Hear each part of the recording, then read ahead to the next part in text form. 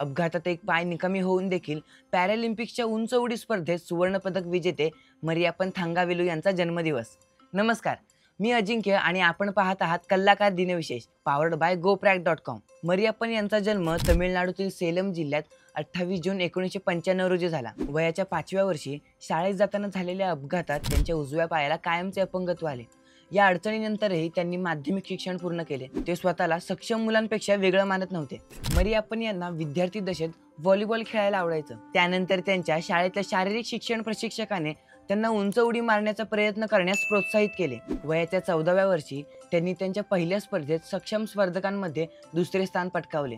त्यानंतर त्यांना त्यांच्या वर्गमित्रांकडून आणि सेलम जिल्ह्यातील इतरांकडून जोरदार प्रोत्साहन मिळाले.